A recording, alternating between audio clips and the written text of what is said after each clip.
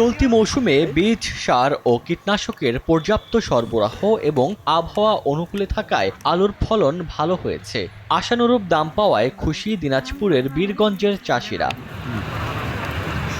এখানকার সানশাইন জাতের আলু বিদেশে রফতানির সুযোগ হওয়ায় ব্যাপক চাহিদা বেড়েছে। মালয়েশিয়া, সিঙ্গাপুর, ইন্দোনেশিয়ায় আলু পাঠাচ্ছেন ব্যবসায়ীরা। লাভজনক হওয়ায় অনেকেই এখন ঝুঁকছেন ফসলটি আবাদে। এই মাঠে কাজ করে আমার খুব ভালো হয়েছে। আমার গরিব মানুষ কাজ করে খাই। এগুলো আমাদের কর্মসংস্থান বাড়তেছে, আমরা খুব ভালোভাবে চলতে পারতেছি। স্থানীয়ভাবে যে আলু বিদেশে যাচ্ছে এটা আমরা অনেক গর্ববোধ মনে করি। কোয়ালিটি মেনটেন করি, আমাদের মালের গেট আপ অনেক নাইস। কৃষি বিভাগ বলছে এই অঞ্চলে রফতানিযোগ্য আলুর আবাদ সম্প্রসারণ করা হচ্ছে। প্রথমবারের মতো কাঁচা আলু যেটা 28 মেট্রিক টন আমরা পাঠাচ্ছি। যদি এর বাজার মূল্য ভালো হয়, সব কিছু ভালো হয়, আগামীতে এনার মাধ্যমে আরও বেশি আলু, অধিক পরিমাণ আলু বিদেশে রপ্তানি হবে। প্রথম চালানে দিনাজপুর থেকে 100 মেট্রিক টন সানশাইন আলু মালয়েশিয়ায় পাঠানো হচ্ছে।